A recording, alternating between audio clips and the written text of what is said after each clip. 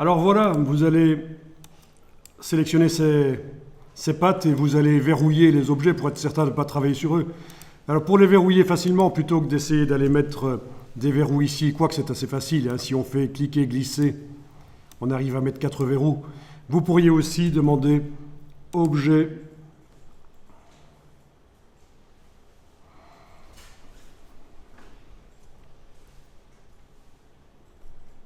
oui, donc en sélectionnant les 4 pattes, objet, verrouiller, sélection, objet, menu objet en haut de l'écran, verrouiller, sélection, ça revient au même que de mettre manuellement les petits verrous en face des 4 objets ici, les 4 pattes. D'une manière ou d'une autre, c'est mieux de verrouiller parce qu'on va dessiner maintenant le cou de la girafe.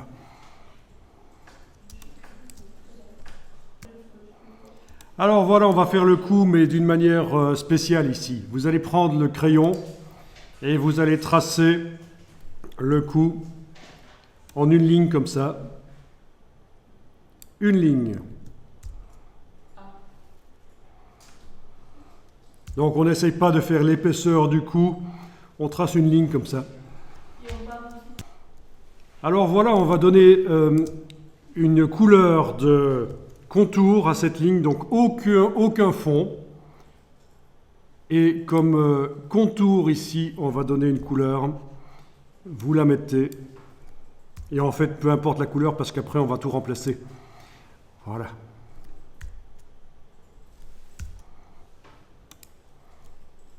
Et vous allez donner une épaisseur à cette ligne. Donc, par le dessus de l'écran, vous avez dans la palette contrôle ici l'épaisseur. On peut aussi aller dans le menu fenêtre, contour, aller chercher la palette qui sert à modifier l'épaisseur. Menu fenêtre, contour. Alors, regardez ici, si on clique, ben on augmente le contour. Si on fait majuscule clic, donc la touche Shift, clic, ça va beaucoup plus vite pour augmenter, vous voyez. Ça c'est Shift clic, ça va de 10 en 10. Ça c'est partout dans les logiciels Adobe, ça fonctionne comme ça. Voilà, et vous donnez l'épaisseur que vous pensez être la bonne pour ce coup.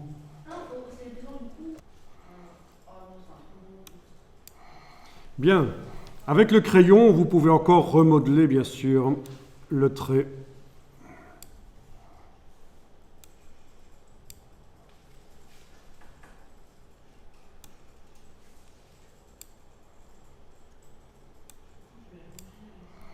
Bon, je vous rappelle que si ça foire quand vous jouez avec le crayon, vous faites CTRL Z.